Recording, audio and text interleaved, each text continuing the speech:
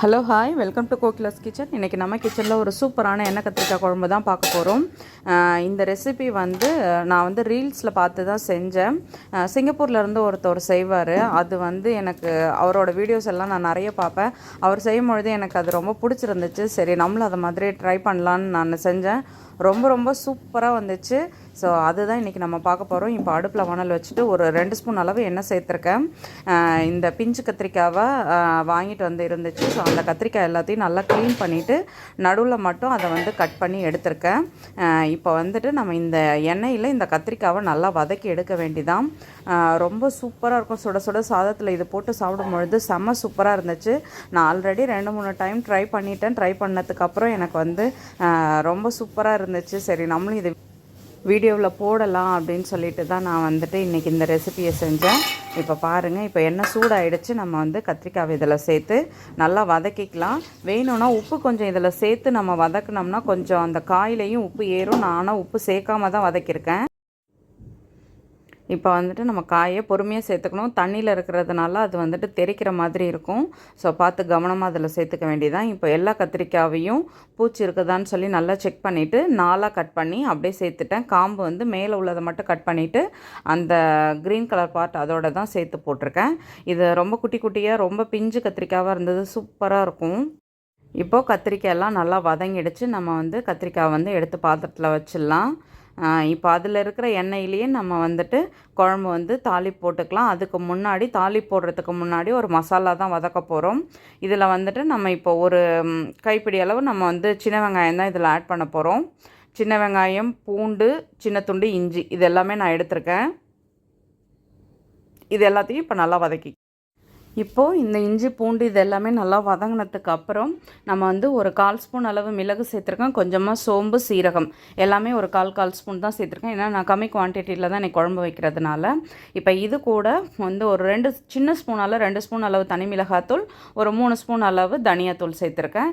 இப்போ இதெல்லாம் சேர்த்து நல்லா வதக்கிட்டு கொஞ்சமாக தேங்காய் நீங்கள் துருவியும் சேர்த்துக்கலாம். நான் கிணி தான் வச்சுருக்கேன். அதனால் தேங்காய் லாஸ்ட்டாக கொஞ்சமாக சேர்த்துக்க போகிறேன். அதுக்கு முன்னாடி ஒரு 2 தக்காளி நல்லா பழுத்த தக்காளியாக இது கூட சேர்த்துருக்கேன். கட் பண்ணிவிட்டு இப்போ இதெல்லாம் சேர்த்து நல்லா வதக்கிட்டு லாஸ்ட்டாக நம்ம தேங்காவை சேர்த்துக்கலாம்.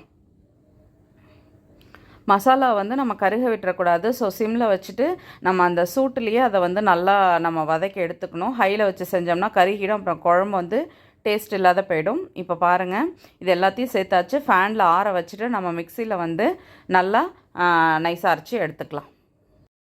இப்போது இது நல்லா ஆறிடுச்சு. நான் மிக்ஸி ஜாரில் சேர்த்துட்டேன். கொஞ்சமாக தண்ணி சேர்த்து ரொம்பவும் நைஸாக அரைக்க வேண்டாம், ரொம்பவும் குறப்பாக அரைக்க வேண்டாம். ஓரளவுக்கு மீடியமாக அரைச்சி எடுத்துக்கலாம். இப்போது அடுப்பில் வானல் வச்சு ஒரு ஸ்பூன் அளவு எண்ணெய் சேர்த்துக்கலாம். எண்ணெய் சேர்த்துட்டு கொஞ்சமாக வெந்தயம், இப்போ பாருங்கள் இதை அரைச்சாச்சு.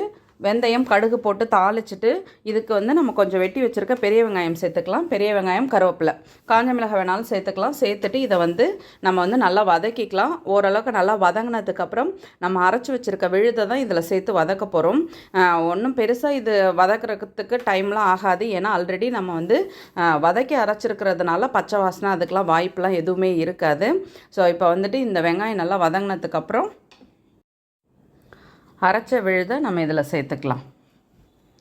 இப்போது இதில் சேர்த்தாச்சு. நான் இதில் கொஞ்சம் தண்ணியும் சேர்த்து இப்போ பாருங்கள், நான் ஒரு சின்ன நெல்லிக்காய் சைஸ் அளவு புளி தான் ஊற வச்சுருக்கேன்.